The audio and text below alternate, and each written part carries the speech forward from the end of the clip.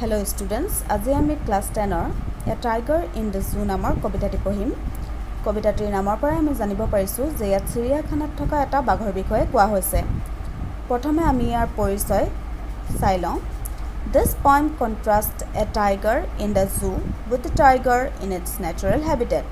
কৈছে যে কবিতাটোত এটা চিৰিয়াখানাত থকা বাঘ আৰু এটা হাবিত থকা বাঘৰ দুটা পৃথক প্ৰতিচ্ছবি দাঙি ধৰা হৈছে। The poem moves from the zoo to the jungle and back again to the zoo. কৈছে কবিতাটিত আৰম্ভণিতে চিৰিয়াখানাত থকা বাঘৰ কথা কোৱা হৈছে, তাৰ পিছত হাবিত থকা বাঘৰ বিষয়ে কোৱা হৈছে, তাৰ পিছত আকৌ চিৰিয়াখানাত থকা বাঘ এটাৰ বিষয়ে কোৱা হৈছে। Read the poem silently once and say which stanzas speak about the tiger in the zoo and which ones speak about the tiger in the jungle. কৈছে কবিতাটি এবাৰ নিজে মনে মনে পঢ়ি চাই কোৱা যে কোন কেইটা ষ্টেঞ্জা অৰ্থাৎ অনুচ্ছেদে চিৰিয়াখানাত থকা বাঘৰ বিষয়ে কৈছে আৰু কোন কেইটা অনুচ্ছেদে হাবিত থকা বাঘৰ বিষয়ে কৈছে। সেইটো আমি কবিতাটো পঢ়িলে গম পাম। এতিয়া আমি কবিতাটো চাওঁ। He stalks in his vivid streets the few steps of his cage on pads of velvet quiet in his quiet rage. He বুলিয়াত কবিয়ে বাঘক উদ্দেশ্যি কৈছে যে বাঘটোৱে নিজৰ কেজ অৰ্থাৎ পিঞ্জৰাৰ ভিতৰত কি খোজমান খোজকাঢ়িছে আৰু তাৰ গাত ষ্ট্ৰিপছ অৰ্থাৎ আগবোৰ ভিভিড হৈ আছে, স্পষ্ট হৈ আছে। On pads of velvet quiet, তাৰ নুমাল ভৰিকেইটাৰে সি খোজকাঢ়িছে একেবাৰে নিশব্দে। ইন হিজ কোৱাইট ৰেজ, সি নিজৰ ৰেজ অৰ্থাৎ খঙক দমাই ৰাখি মনে মনে কেজটোৰ ভিতৰতে খোজকাঢ়ি ফুৰিছে। আমি সকলোৱে জানো যে বাঘ এটা হিংস্ৰ জন্তু। সি নিজৰ হিংসাত্মক ভাৱটো লুকুৱাই ৰাখি এতিয়া পিঞ্জৰাৰ ভিতৰত মনে মনেই খোজকাঢ়ি আছে।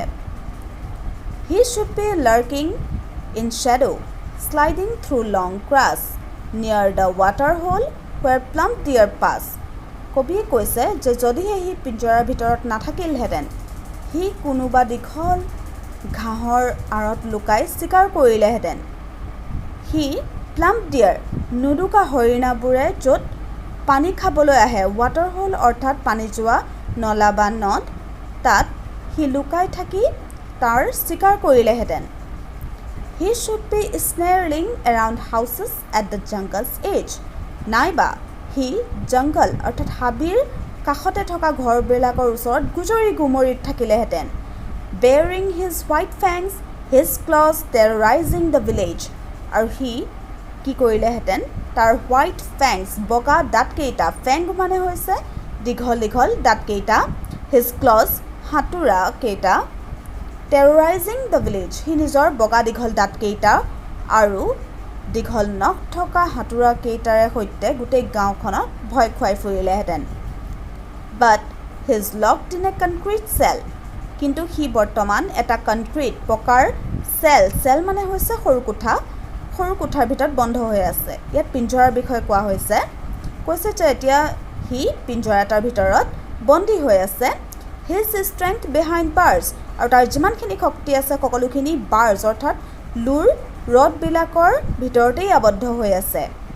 Stalking the length of his cage ignoring visitors, আৰু সি নিজৰ কেজৰ ভিতৰতেই খোজকাঢ়ি আছে, যিমান দীঘল আছে কেজটো সিমানেই খোজকাঢ়িছে।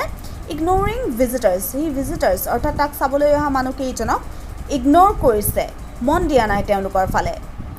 হি hears the last voice at night the patrolling cars, নিশা সি শেষ শব্দ শুনে পেট্ৰলিং কাৰ্ছৰ।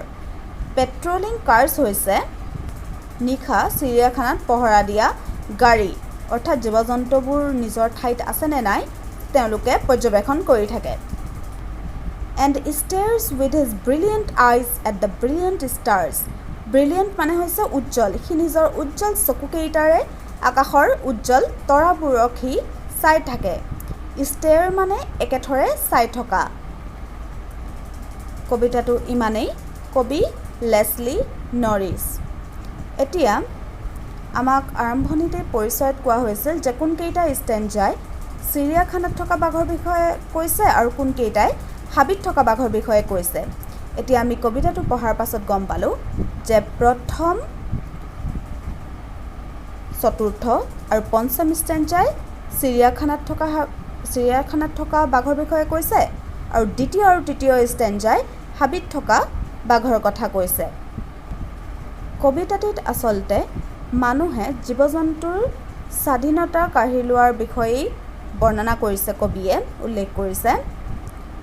জীৱ জন্তুবোৰ আমি জানো যে তেওঁলোকে আমাক নিজৰ মনৰ ভাৱ প্ৰকাশ কৰিব নোৱাৰে, কিন্তু আমাৰ দৰে স্বাধীনতা তেওঁলোকেও বিচাৰে।